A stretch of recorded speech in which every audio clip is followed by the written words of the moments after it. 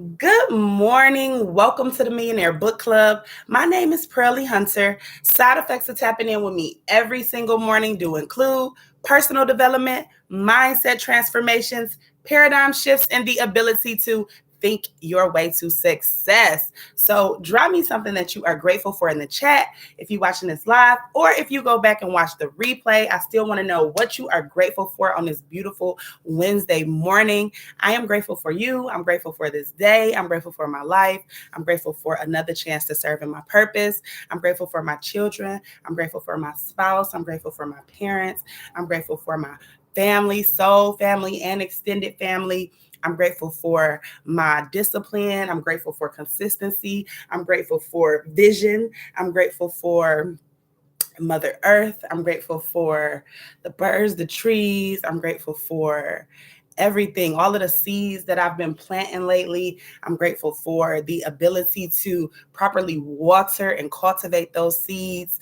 I'm grateful for patience. I'm grateful for just the feeling of joy. I'm grateful for everything and everyone. So drop me something that you are grateful for today.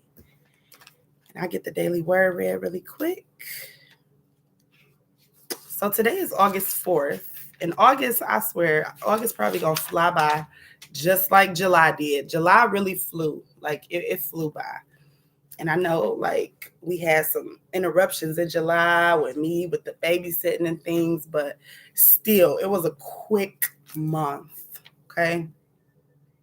Now today, the daily word is pray for others. Pray for others. I hold a vision of good as I pray for others. It's only natural to sympathize with those who open up to me and share heartfelt concerns. As I listen deeply, I may sense worry and grief, yet I put my response to those feelings aside as I begin to pray. In stillness, I touch the presence and light of indwelling spirit. In this space, I know the truth of those I am holding in prayer. I claim wholeness, prosperity, and peace as all thoughts of lack and inharmony fade from my mind. Beholding these truths allows me to hold a faith filled vision of peace and plenty that their highest good is manifesting before any tangible evidence exists. I am grateful for the power of prayer as I release all results in faith. Pray for one another so that you may be healed. The prayer of the righteous is powerful and effective. James 5:16. Okay, so pray. Pray for your kids, pray for your family members, pray for your friends, pray for yourself, pray for everybody, pray for others. Okay. Let's pull us a card today. See what we need to be, see what we need to have on our radar today. What agreements should we be really keeping at the front of our mind today? Being very intentional with today, right? These cards allow us to live with intention for our day, have some type of goal for the day at the very least, right? All right. So I got be impeccable with your word, realize the power of your word.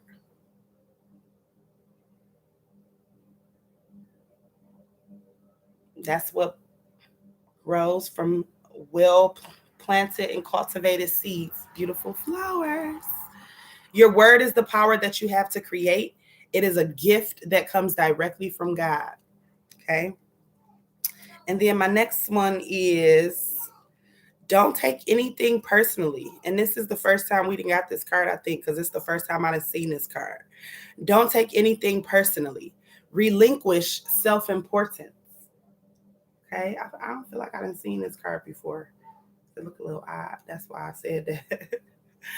Relinquish self-importance. Okay. Personal importance or taking things personally is the maximum expression of selfishness because we make the assumption that everything is about me. Okay. So be impeccable with your word today and don't take anything personally. So basically, do what you say you're going to do and, don't be around here being a victim. making yourself a victim, or being super sensitive to every little thing that comes out of somebody's mouth. Okay. Perfect. All right, let's get the read started. So we start a new chapter today. We are actually starting in chapter 10, which is about relationships. Okay. So before we do that, though, this book will be ending soon. I don't think we're going to end it next week, but I feel like early next week we will end this book. And this is our new book. This will be our 10th book in the book club, The Power of Positive Thinking by Norman Vincent Peale. I feel so grateful when I think about us being on our 10th book. Like every time I think about it, I just I can't believe it. I really can't believe it. I'm so proud of us. I'm so proud of us, y'all. So relationships. Ooh, it starts on page 222. 222, okay? Starts on page 222. If I say something that resonates with you, drop an MOC in the chat. MOC means moment of clarity. It's my way to connect with you guys, to know that you're taking value from this. You still with me. You learning something new. So MOC, moment of clarity. Relationships, people watching. Every person is a world to explore. Every person is a world to explore. And that's by Thich Nhat Hanh. Monks are often imagined to be hermits living in isolation, detached from humanity. And yet my experience as a monk has forever changed how I deal with other people. When I returned to London after deciding to leave the ashram, I found that I was much better at all kinds of relationships than I'd been before I took my vows. This improvement was even true for romance, which was a bit surprising given that monks are celibate and I had no romantic connections with women during my time in the ashram. Setting expectations. The village of the ashram fosters camaraderie, being there for each other, serving each other. Dan Buettner, the co-founder of Blue Zones, an organization that studies regions of the world where people live the longest and healthiest lives, saw the worldwide need for this kind of community. In addition to diet and lifestyle practices, Buettner found that longevity was tied to several aspects of community. Close relationships with family, they'll take care of you when you need help, and a tribe with shared beliefs and healthy social behaviors. Essentially, it takes a village. Like these blue zones, the ashram is an interdependent community, one that fosters a mood of collaboration and service to one another. Everyone is encouraged to look out not just for their own needs, but for those of other people. Remember the trees in Biosphere 2 that lacked roots deep enough to withstand wind? Redwood trees are another story. Famously tall, you'd think that they need deep roots to survive. But in fact, their roots are shallow. What gives the trees resilience is that these roots spread widely. Redwoods best thrive in groves, interweaving their roots so the strong and weak together withstand the forces of nature. Okay? The circle of love. In a community where everyone looked out for each other, I initially expected my care and support for other monks to be returned directly by them. But the reality turned out to be more complex.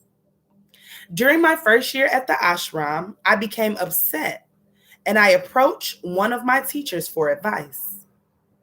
I'm upset, I say. I feel like I'm giving out a lot of love, but I don't feel like it's being returned in kind. I'm loving, caring, and looking out for others, but they don't do the same for me. I don't get it. The monk asks, why are you giving out love? I say, because it's who I am. The monk says, so then why expect it back? But also listen carefully. Whenever you give out any energy, love, hate, anger, kindness, you will always get it back. one way or another. Love is like a circle. Whatever love you give out, it always comes back to you. The problem lies with your expectations. Excuse me. You assume the love you receive will come from the person you gave it to, but it doesn't always come from that person. Similarly, there are people who love you who don't give the same love in return. He was right. Too often we love people who don't love us, but we fail to return the love of others who do. I thought of my mother, who would always drop whatever she was doing to take my call. If she were to pick up the phone, the first person she'd reach out to would be me or my sister. In her heart, she wanted to talk to me pretty much all the time. At the same time, as I might be frustrated because someone wasn't responding to my text, my mother was sitting here thinking, I wish my son would call me. My teacher's description of the circle of love changed my life. Our lack of gratitude is what makes us feel unloved. Good morning, King. Welcome. I ain't seen you in forever. How are you? Okay. Our lack of gratitude is what makes us feel unloved. When we think nobody cares, we need to check ourselves and realize that the love we give out comes back to us from a variety of sources. And in a more general sense, whatever we put out will come back to us. This is an example of karma. The idea that your actions, good or bad, bring the same back to you, right? Good or bad. When we feel unloved, we need to ask ourselves, am I offering help as often as I ask for help? Who is giving to me without receiving anything in return? Okay? Who is giving to me without receiving anything in return? A network of compassion. It makes sense that monks look at the distribution of love and care as a network of compassion rather than a one-to-one exchange. Monks believe different people serve different purposes, with each role contributing to our growth in its own way. We have peers for friendship, students to teach, and mentors to learn from and serve. These roles are not wholly tied to age and experience. Every monk is always in every phase of that cycle. Monks believe that these roles aren't fixed. The person who is your teacher one day might be your student the next. Sometimes the senior monks will come to classes with young monks like us, sitting on the floor and listening to a new monk speak. They weren't there to check on us. They were there to learn for themselves. Okay? So try this, right? And so this is just making me think, this is so funny because I was just thinking about this and talking about this yesterday, just based on some stuff that I was going through. But how he say, these roles are not wholly tied to age and experience, right? So I don't have to be like, just because I'm younger, I can still give you advice, right? Just because someone is older doesn't necessarily mean that they have the best advice. So either way it goes, you just have to be open to receiving, right? Open to receiving knowledge, open to receiving new ideas, and being very non-judgmental about who that information is coming from and how, where it's coming from, how it's being delivered, and who it's coming from. If it's good information, if it's something that you gravitating towards, that's all that counts, right? You can get wisdom from a baby. And I truly, truly, truly believe that. Okay. So, the roles aren't fixed in, oh, I'm mother, your child, or I'm teacher, your student. Like, no, we all can learn something from each other. Okay. So let's say, try this, lead and follow. Make a list of your students and teachers. Now write down what the students could teach you and what the teachers might learn from you. Okay. The 4 types of trust.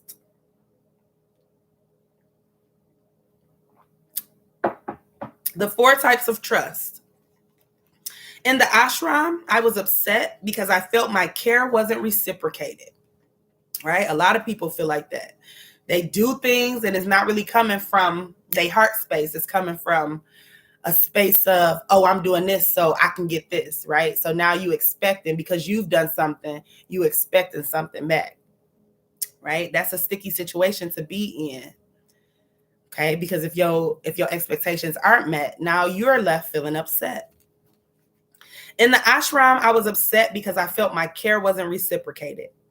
We often expect too much of others when we don't have a clear sense of their purpose in our lives. Let's consider 4 characteristics that we look for in the people we allow into our lives. You'll recognize these people. Most of us know at least one person who falls into each of these categories. Okay? Competence. Someone has to be competent if we are to trust their opinions and recommendations. This person has the right skills to solve your issue. They are an expert or authority in their area. They have experience, references, and or a high Yelp rating. Okay? Care. We need to know a person cares if we are putting our emotions in their hands. Real care means they are thinking about what is best for you, not what is best for them. They care about your well-being, not your success. They have your best interests at heart. They believe in you. They would go beyond the call of duty to support you, helping you move, accompanying you to an important doctor's appointment, or helping you plan a birthday party or wedding. Okay? Character. Some people have a strong moral compass and uncompromising values. Some people have strong moral compasses and uncompromising values. We look to these people to help us see clearly when we aren't sure what we want to believe is right. Character is especially critical when we are in an interdependent partnership, a relationship, a business partnership, a team. These people practice what they preach. They have good reputations, strong opinions, and down-to-earth advice. They are trustworthy, okay? And then the 4th type of person is consistency, a consistent person. People who are consistent may not be the top experts, have the highest character, or care most deeply for you, but they are reliable, present, and available when you need them. They've been with you through highs and lows, okay? So he said those are the 4 types of people, and we all probably know somebody in each of these categories. The competent person, the one that cares, the one that has a strong character, and then a person that is consistent, okay? Nobody carries a sign announcing what they have to offer us. Observe people's intentions and actions. Are they in alignment? Are they demonstrating what they say they value? Do their values correspond with yours? We learn more from behaviors than promises. Use the 4 types of trust to understand why you are attracted to a person and whether you are likely to connect as a friend, a colleague, or a romantic partner. Ask yourself, what is my genuine intention for getting involved in this relationship? Right? My genuine intention. A lot of times we are coming from a space of selfishness, right? We coming from a space of, how is this going to benefit me? You know what I'm saying? How will being with this person or getting into this partnership help me? But I feel like what he basically saying is, when you switch it from that selfish to, just genuinely wanting the best for the other person, your relationships will probably be a whole lot deeper and better. The 4 types of trust may seem like basic qualities that we instinctively look for and require, but notice that it's hard to think of someone who cares about you, is competent in every area, has the highest character, and is never too busy for you. Okay? 2 of the most important people in my life are Swami, my monk teacher, and my mother. Swami is my go-to spiritual person. I have the utmost trust in his character. But when I told him I wanted to leave Accenture and go into media, he said, I have no idea what you should do. He is one of my most valued advisors, but it was silly to expect him to have an opinion about my career, and he was wise enough not to pretend to have one. My mom would also not be the best person to ask about career moves. Like many mothers, she is most concerned with my well-being, how I'm feeling, whether I'm eating well, if I'm getting enough sleep. She is there with care and consistency, but she's not going to counsel me on managing my company. I needn't be angry at my mother for not caring about every aspect of my life. Instead, I should save myself the time, energy, attention, and pain and simply appreciate what she's offering. We tend to expect every person to be a complete package. And I am guilty of this. We all probably guilty of this, right? We tend to expect every person to be a complete package, giving us everything we need, right? And so if you out here expecting that type of delivery from people, I hope you are delivering that same thing, right? You being that same way to people. You giving what you expect to get. This is setting the bar impossibly high, pretty much. It's setting yourself up for failure a little bit. It's setting yourself up to be disappointed when those expectations aren't met. This is setting the bar impossibly high. It's as hard to find that person as it is to be that person, okay? The 4 types of trust will help us keep in mind what we can and can't expect from them. Even your partner can't provide character, competence, and consistency in all ways at all times, right? Care and character, yes. But nobody is competent in all things. And though your partner should be reliable, nobody is consistently available in the way you need them. We expect our life partner to be our everything, to complete us. Thanks, Jerry Maguire. But even within that deep and lifelong union, only you can be your everything. Okay? Only you can be your everything. Being at the ashram with people who weren't family or otherwise connected to us gave us a realistic perspective. There, it was clear that nobody could or should play every role.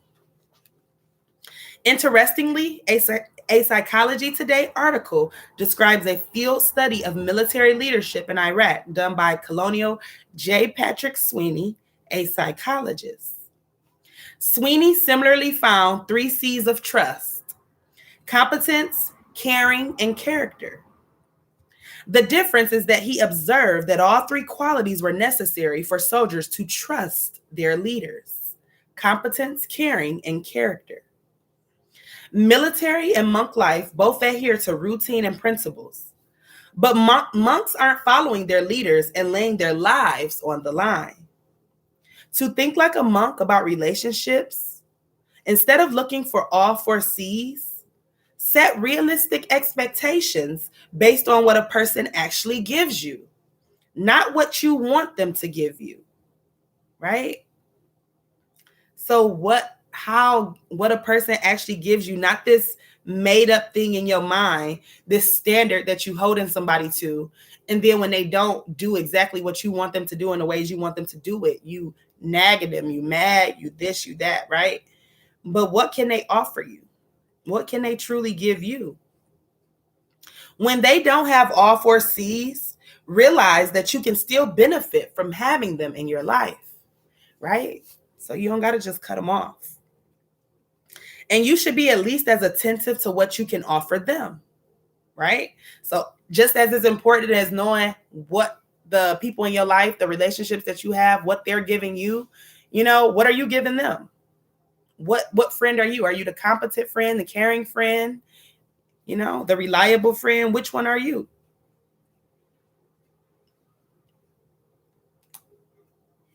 With friends or colleagues, get into the habit of asking yourself, what can I offer first? What can I offer first? How can I serve? Am I a teacher, a peer, or a student? Which of the 4 C's do I give to this person? We form more meaningful relationships when we play to our strengths. And like Swami, don't offer expertise that we don't have. Exercises like the one above aren't meant to attach labels to people. I'm against labels, as I've explained, because they reduce the many nuanced hues of life to black and white. Okay, so they limit you. Labeling something places you in, limits you. It places you in a box. The monk approach is to look for meaning and absorb what you need to move forward instead of getting locked in judgment. However, when we apply filters like the 4 C's, we can see if our network of compassion is broad enough to guide us through the complexity and chaos of life. Even if we've got the 4 C's covered, we benefit from multiple viewpoints within each of these categories.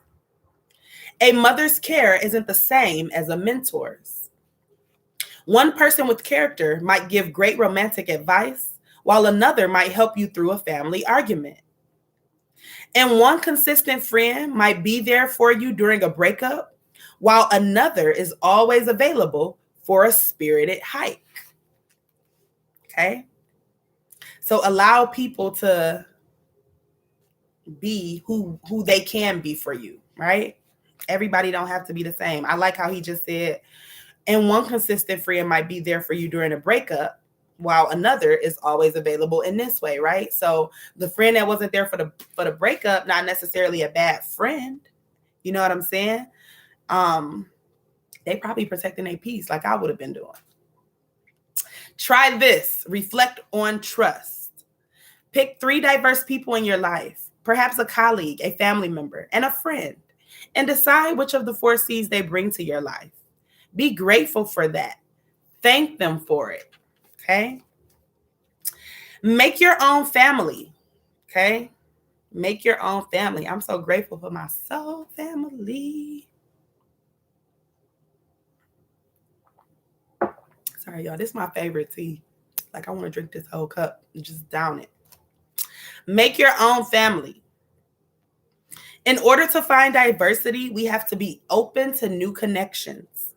Part of growing up at any age is accepting that our family of origin may never be able to give us all that we need. Okay, you have to accept that. It's okay to accept what you do and don't get from the people who raised you. And it's okay, necessary in fact, to protect yourself from those in your family who aren't good for you. We should have the same standards for our family as we do for everyone else. And if the relationship is fraught, we can love them and respect them from a distance while gathering the family we need from the wider world. Okay, I love this. This is the pure definition of soul family. Why you can connect to other people that's not really family and they feel more like family than your family. That's okay. Right? That's not a problem. This doesn't mean we should neglect our families, but forgiveness and gratitude come more easily when we accept that we have friends and family, and we have friends that become family. Feeling connected at some level to all of humanity can be positively therapeutic for those whose own family have made their lives difficult. Okay? The human family. When you enter a new community, as I entered the ashram, you have a clean slate, right? So when do we get clean slates? I feel like we get clean slates when we change jobs and you go into a new environment of people, you get a clean slate. When you graduate high school and go to college and you're in a new environment with new people, you get a clean slate. You can create yourself to be whoever you want to be.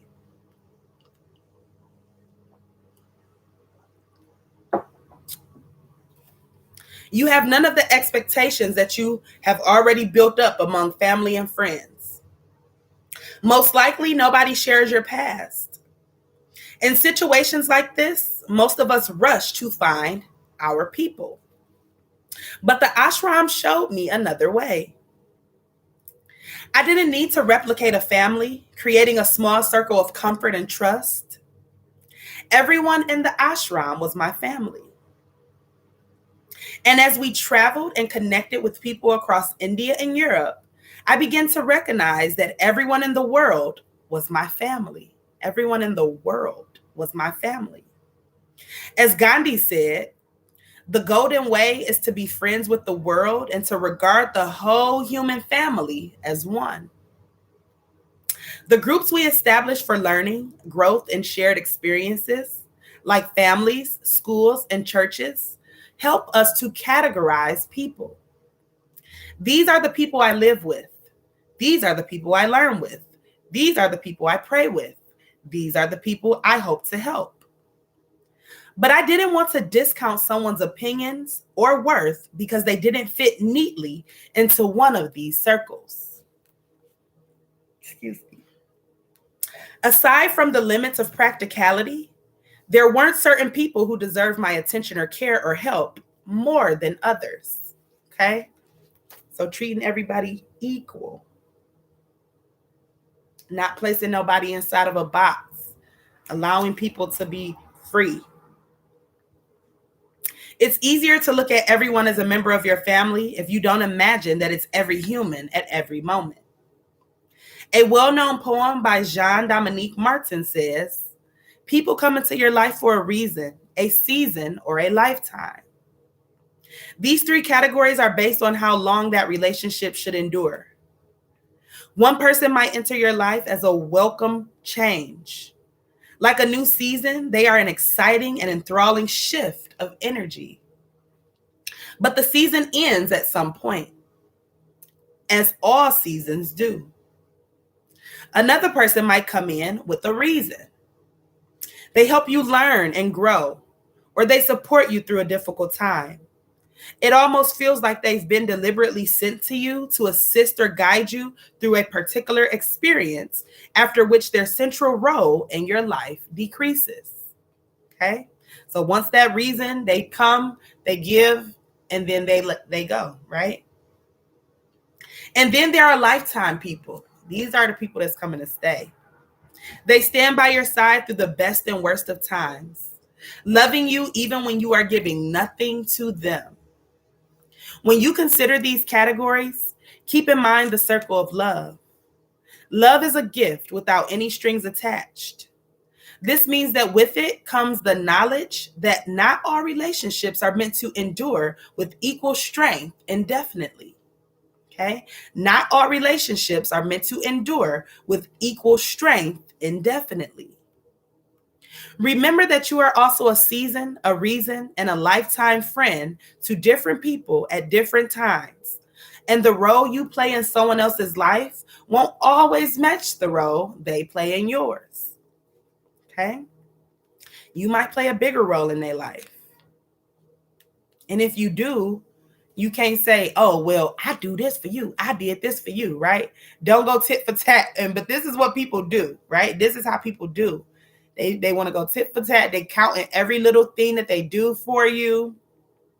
You know what I'm saying? So, don't do that.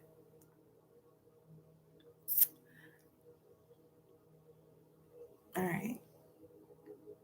Remember that you are also a season, a reason, and a lifetime friend to different people at different times. And the role you play in someone else's life won't always match the role they play in yours. These days, there is a small, consistent group of people with whom I am closest. But that doesn't change the connection I feel to all humanity. And so I ask you to look beyond the people you recognize, beyond your comfort zone, to strangers and people you don't understand. You don't have to befriend them all, but see them all as equal, with equality of soul and the potential to add variety to your knowledge and experience. They are in your circle of care. Okay? And so that just goes back to me saying you can learn something from anybody, right? From everybody.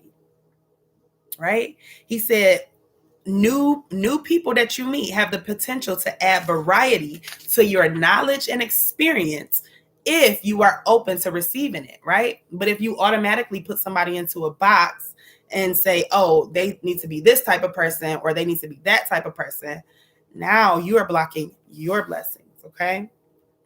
Try this. Be realistic about your friendships. Make a list of the people you have seen socially over the past week or two. In a second column, identify whether the person is a season, a reason, or a lifetime friend.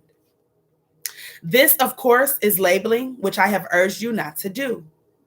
We have to allow for fluidity in the roles people play. But roughly sketching the landscape of your current social life can give you an idea as to whether you are surrounded by a balanced group of people, one that provides excitement, support, and long-term love. Now, in a third column, consider what role you play for each of these people. Are you offering what you receive? Where and how could you give more? Okay. And by you doing this, identifying these things, identifying what you can do, this will just allow your relationships to become more deeper, more meaningful, right? More intentional, more purposeful. Okay. So that is on page 231. I like that little exercise. Be realistic about your friendships. Okay. Trust is earned. Trust is earned. Once you have established reasonable expectations from a relationship, then it is easier to build and maintain trust. Trust is central to every relationship. Trust means we believe that the person is being honest with us, that they have our interests at heart, that they will uphold their promises and confidences, and that they will stay true to these intentions in the future. Notice that I didn't say they are right all the time or handle every challenge perfectly. Trust is about intentions, not abilities. Okay? Intentions, not abilities. When an important person lets us down, the blow to our trust reverberates across all our relationships. Even people with the best intentions change or don't follow the same path that we do. Other people give us plenty of signs that their intentions don't mesh with ours, but we ignore them. And sometimes, if we were more aware, there are people we would know not to trust in the first place. Okay? So if we was more aware of people's intentions in the first place, right? If we just knew what purpose people were serving in our lives, right? It would make it easier for them to come and go, right? We wouldn't feel overly attached to something that we know was not a lifetime friend. It was just a seasonal friend, right? Or it was just a reason relationship. Okay. And sometimes if we were more aware, there are people we would know not to trust in the first place. Other people's behavior is always out of control. So how can we trust anyone? Okay. So there are stages of trust. Let me see. Let's see where I'm about to stop it at. Let me keep going. Okay. Y'all good? Y'all still with me? Drop a 222 if we can keep going. We only been doing this thing for 38 minutes. Drop a 222 if you want to keep going. We're going to talk about the stages of trust. Or we can pick up with this tomorrow. It don't matter. Stages of trust. Okay, Crystal. All I need is one. All I need is one faithful servant, okay? Stages of trust. Trust can be extended to anyone from a taxi driver to a business partner to a lover. But obviously, we don't have the same level of trust for everyone. It's important to be attentive to how deeply we trust someone and whether they've actually earned that level of trust. Dr. John Gottman, one of the nation's top marriage experts, wanted to find out what makes couples get stuck in ongoing conflict instead of resolving it and moving on. He examined couples from all over the country, from varied socioeconomic and ethnic backgrounds, and in a variety of life situations. from newlyweds to expecting parents to families where one spouse was deployed in military service. Across the board, the most important issue to all of these couples was trust and betrayal. Okay. Trust and betrayal. Okay, King, thank you. That's perfect. The language they used to describe their issues varied a bit, but the central question was always the same. Can I trust you to be faithful? Can I trust you to help with housework? Can I trust you to listen, to be there for me? The couples had good reason to make trust a priority. According to studies by Dr. Bella DePaulo, people are dishonest in 1/5 of their interactions. 77 college students and 70 people from the community at large were asked to keep track of their social interactions for 7 days. They were told to record all of their exchanges and to note how many lies they told. I know what you're thinking. What if they lied about lying? To encourage honesty, the researchers told the participants that there was no judgment involved and that their responses would help to answer fundamental questions about lying behavior. They also sold the experiment as a chance to get to know themselves better. In the end, the students reported some level of lying in 1/3 of their interactions, and the community members in 1 out of every 5 interactions. No wonder so many of us have trust issues. Good morning, Tiana. Hi, Queen. I miss you so much. I hope you're doing well. I love you. We know from our discussion of ego that we lie to impress, to present ourselves as better than we really are. But when these lies are discovered, the betrayal does far more damage to both people than honesty would have. Okay? The betrayal does far more damage to both people than honesty would have, right? And a lot of times we lie because we're fearful, right? We're scared to tell the truth. We think if we tell the truth, it's like a catch-22. It's so weird. You lie because you're scared to tell the truth, because you don't want to hurt somebody and you don't want them to view you in this way. So then you tell a lie, but you're still risking that same thing if they find out the truth. You know what I'm saying? So it's like, just tell the truth.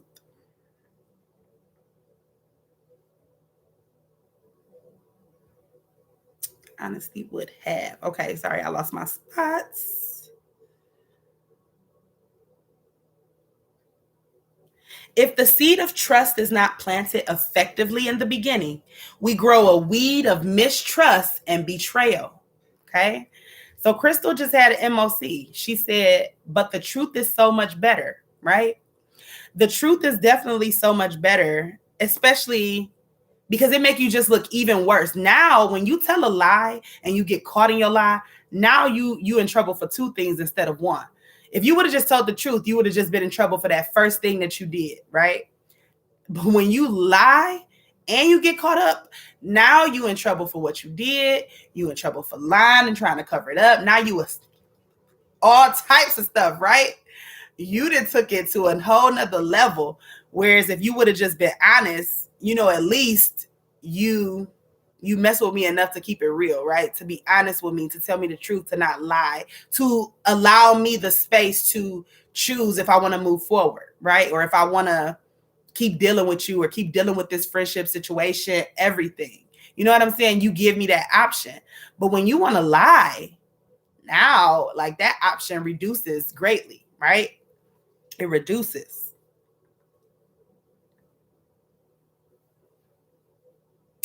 All right. We aren't careful with when and how we give our trust. We either trust other people too easily or we withhold our trust from everyone. Okay. So I know you done heard people saying they don't trust nobody. They got trust issues. That's not good. That's not healthy. Okay. That's not positive. Neither of these extremes serve us well. Okay. Trusting everyone makes you vulnerable to deception and disappointment. Trusting no one leaves you suspicious and alone. Our level of trust should directly correspond to our experience with the person. growing through 4 stages of trust. Okay? Let me tell y'all something. I trust Crystal, right? I trust Miss Crystal. I ain't met this lady a day in my life, haven't seen her in person, but she shows up for me every day, right? Reliable. It's a trust. It's a trust. I know that if I need something, especially between the hours of 7:30 and 8:30, I can rely on her. You know what I'm saying? That's a trust, right? Neutral trust. When you meet someone, it is normal not to trust them. You may find them funny, charming, a joy to be around. These positive qualities do not merit trust. They mean you think your new acquaintance is cool. We tend to conflate trustworthiness with likability. In studies examining jurors' perceptions of expert witnesses, those the jurors found to be likable, they also rated as more trustworthy. We also tend to trust people we find attractive. Rick Wilson, co-author of Judging a Book by Its Cover, Beauty and Expectations in the Trust Game, says, we found that attractive subjects gain a beauty premium and that they are trusted at higher rates. But we also found a beauty penalty when attractive people do not live up to expectations. When we equate likability or appeal with trust, we set ourselves up for huge disappointment. It is better to have neutral trust than to trust someone for the wrong reasons or to trust them blindly. Okay? So neutral trust was the first trust. The second trust is contractual trust. I derived this level of trust from Rajas, the impulsive mode of life, where you are focused on getting the result that you want in the short term. Contractual trust is the quid pro quo of relationships. It simply says, if I pay for dinner and you promise to pay me back, I have faith that you'll do it. If you make a plan, you can count on the person to show up, and there's no further expectation. Contractual trust is useful. Most of us share contractual trust with the majority of people who cross our paths. Yet we expect them to trust us implicitly, right? And this is what he means by respect is earned, not given, right? Everybody don't just get trust, like they don't just get your trust. They don't even just deserve to have you trusting in them like that, right? Everybody don't get it. The heart may want a deeper connection, but we have to be discerning.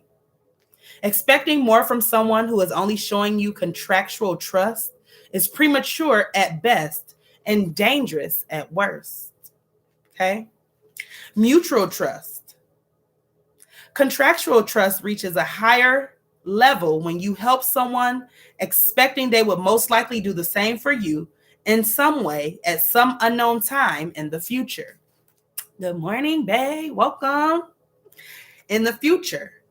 Where contractual trust relies on a specific exchange, both parties have agreed to in advance, mutual trust is far looser.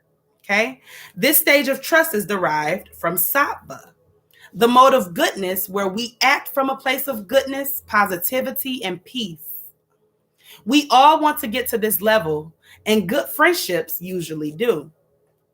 Okay? And then the last type of trust is pure trust. So we done had neutral, contractual, mutual, and now pure trust. The highest level of trust is pure goodness. When you know no matter what happens that another person has your back and vice versa. College basketball coach Don Meyer used to give each of his teammates a blank piece of paper on which he'd ask them to draw a circle to represent their foxhole. They wrote their names at the top of the circle, then drew lines at their left, right, and rear.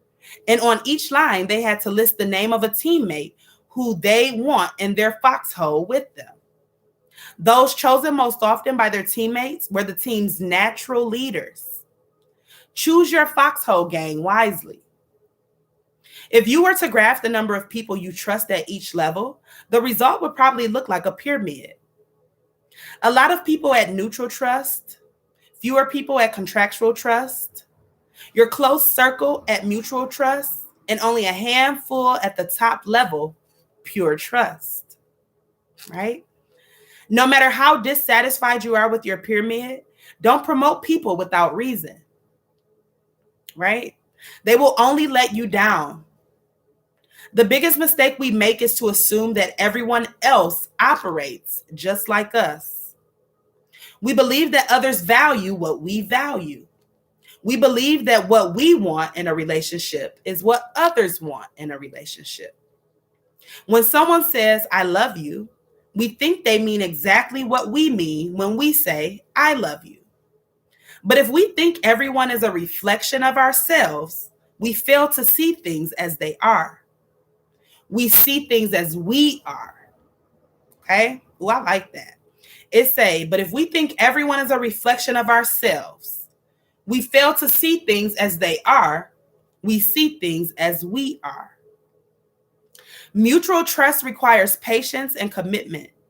It is built on a true understanding of the other person in spite of and because they are separate from us and view the world differently.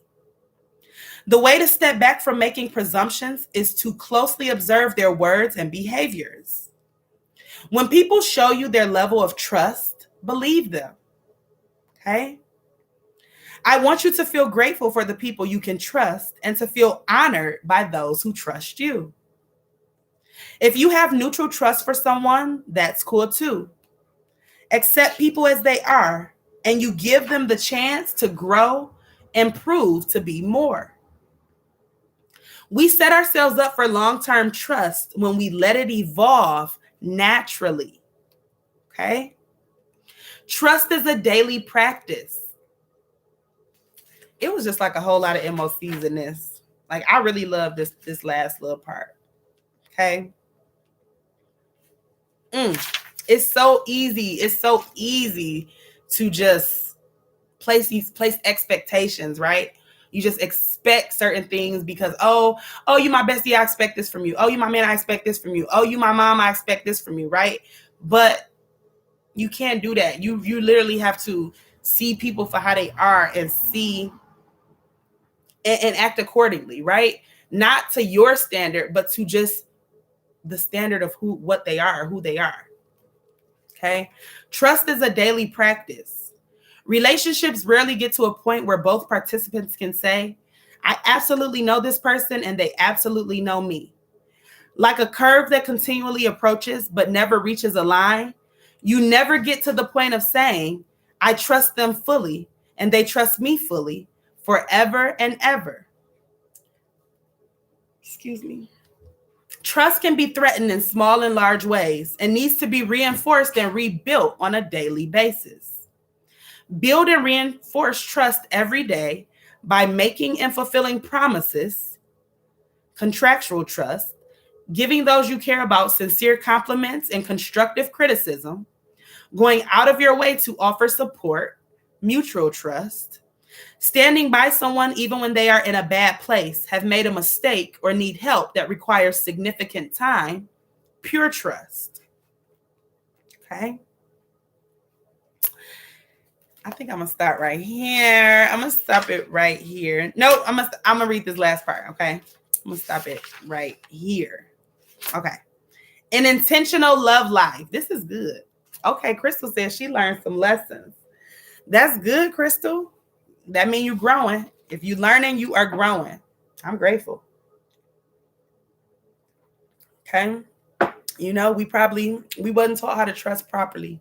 And not to say that this is going to just, now that we read this and we know this, we just going to be trusting everybody and making the right decisions all the time. No, not necessarily. But at least we have new ideas to think from, right? New ways to think about these things. New ways to analyze these things. An intentional love life.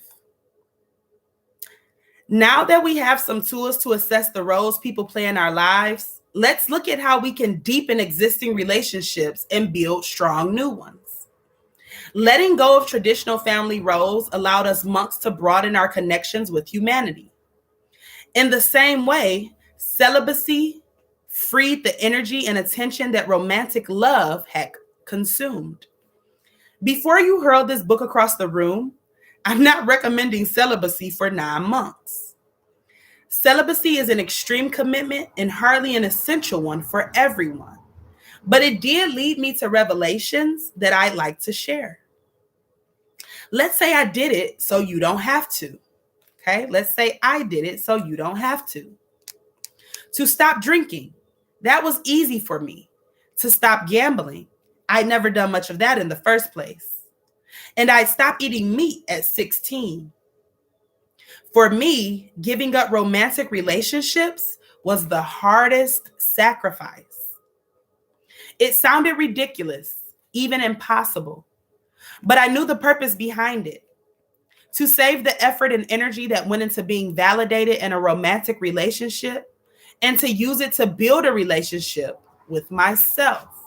Okay, Crystal had an MOC. That's what's up, Queen. Listen to what he just said. He said, I knew the purpose behind it. To save the effort and energy that went into being validated in a romantic relationship and to use it to build a relationship with myself. So imagine not having a relationship with yourself, not knowing yourself, and your day-to-day, you just seeking external validation from your partner all day. You on a roller coaster going up and down and up and down. You know what I'm saying? That's you turning your power over in a major way. Think of it the same way giving up sugar sounds like a drag. What sane person would want to forego ice cream? But we all know there's a good reason: to be healthy and live longer. When I looked at the monks, I could see that they were doing something right. Remember Matthew Ricard, the world's happiest man?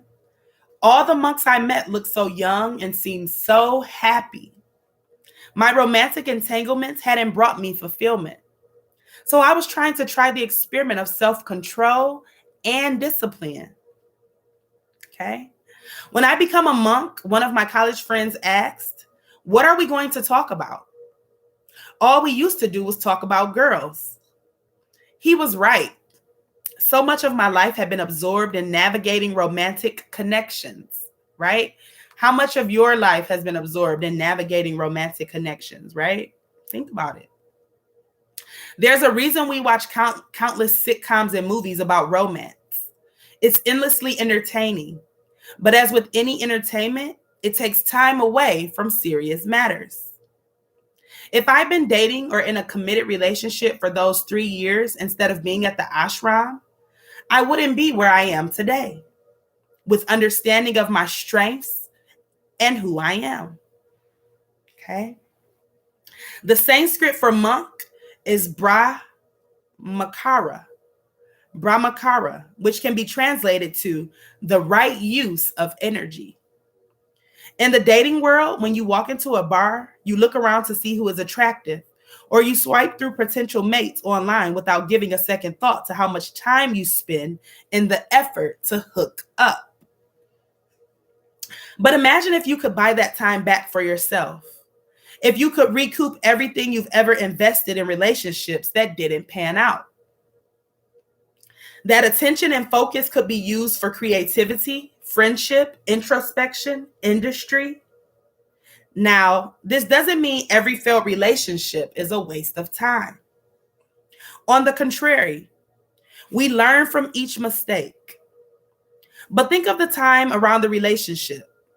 Waiting for text, wondering if they like you, trying to make someone change into the person you want them to be. If we are thoughtful about our needs and expectations, our time and energy go to far better use. Okay? Sexual energy is not just about pleasure. It is sacred. It has the power to create a child. Imagine what it can create within us when it's harnessed. Certified sex educator Mala Madrone says, celibacy by conscious choice is a powerful way to work with your own energy and harness the potency of life energy. It can also help you strengthen your intuition, your boundaries, and your understanding of what consent truly means, including how to differentiate what kind of contact and interaction is truly welcome in your life and by your body. But your energy is squandered when it is spent tailoring yourself to someone else's ideal or shaping yourself into the person you think he or she wants, or suspecting her of cheating on you. There is so much anxiety and negativity around dating and so much pressure to find the one, never mind whether we're ready or able to settle down with anyone. Once the element of romantic pursuit was removed, I wasn't trying to promote myself as a boyfriend, to look good, to make women think anything of me, to indulge lust. I found my connections with female friends, with all my friends, growing deeper. I had more physical and mental space and energy for their souls. My time and attention were better spent. Again, I'm not suggesting you give up sex, though you certainly could. But what if you give yourself permission to be single, by yourself, able to focus on your career, your friends, and your peace of mind, right? And he said, give yourself permission. It's okay. Allow it. Some people think it's not okay. Like, have y'all ever seen serial relationship people? Like, they always in a relationship, they always with somebody, and it's not the same person. You know what I'm saying? No, if it's not working, take some time for self. Take some time for self. Don't just keep jumping to the next person, because it's not the people, it's you that's the problem.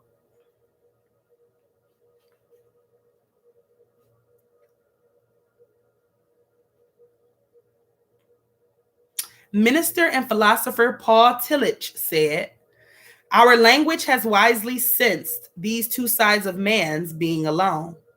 It has created the word loneliness to express the pain of being alone. And it has created the word solitude to express the glory of being alone. I spent 3 years as a monk, 3 years developing my self-awareness, at the end of which I was able to ask myself the right questions about a relationship. I may not have spent all of my waking hours in sattva, the mode of goodness, but I knew where I wanted to be and how it felt. I had the opportunity to become the person I would want to date." Ooh. He had the opportunity to become the person that he would want to date, right? Instead of looking for others to make me happy, I was able to be that person for myself. So so now with this newfound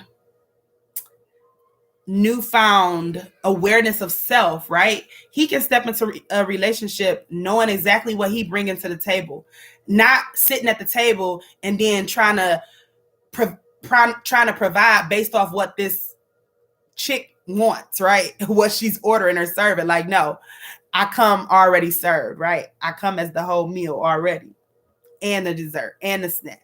Okay. So I'm gonna stop it right there, y'all. This was a fun read. All about relationships, trusting people, the different kinds of people. We learned about the 4 C's, the 4 types of trust. It's a good day, right? MOC for the king. Yes, become the person that you would want. The person, and that's what people say, like, who would you want your daughter to date? Who would you want your son to date? Be that person. Raise your children up in that way, right? Don't just come, because the thing is, when you don't have that awareness of self, let's just say, okay, you come sit at this girl table or this guy table. Now you trying to be who they want you to be. You know what I'm saying? You might even have all the ingredients, right? So, but now this don't work out. So now you go sit at somebody else's table, and now they want something totally different. They got a whole different palette. So now you got to recreate yourself. You know what I'm saying? Now you got to try to be this person. Got to try to do this. Got to try to be this. And no, just know who you are. Be grounded in who you are. Stand firm in who you are, right? A good person, a positive person, a person of love, a person of light. And go sit at the table and add to the meal, right? Don't try to be add to the meal. Add to the table. So that's all I want to say. I love this read today. That was great. I'm grateful. We done been out here over an hour today, and that's okay. Definitely enjoyed you guys. Thank you. If you took value from that, if you can, I know y'all at work and stuff. You know what? We don't even really have to. I know y'all took value because y'all been interacting with me this whole time. Thank y'all. I'm grateful. If you go back and watch, if you're watching this replay, comment, let me know you were here. Don't be a stranger, okay? Like this video, say something. Let me know that you being impacted by the Millionaire Book Club, okay? No problem, King. Thank you. Thank you. Appreciate you guys. So y'all already know how I like to end. Protect your energy. Protect your peace. Don't let the energy vampires drain you of your joy today, okay? Be a light today. Be kind for no reason today. Be unapologetic. And when I say be kind, I mean be kind to others and yourself. Don't be so super hard on yourself today, right? Give yourself some grace. Give yourself some mercy. Allow yourself to grow. Allow yourself to make mistakes so you can reflect and grow from them, okay? I am your sister in love. I am your sister in light. I will see y'all in the morning. We're going to finish chapter 10, start chapter 11. And then y'all know book number 10 will be starting next week. Okay. So The Power of Positive Thinking, Norman Vincent Peale. Super excited to get that going. And yeah, y'all have a beautiful, beautiful Wednesday. Talk to y'all soon.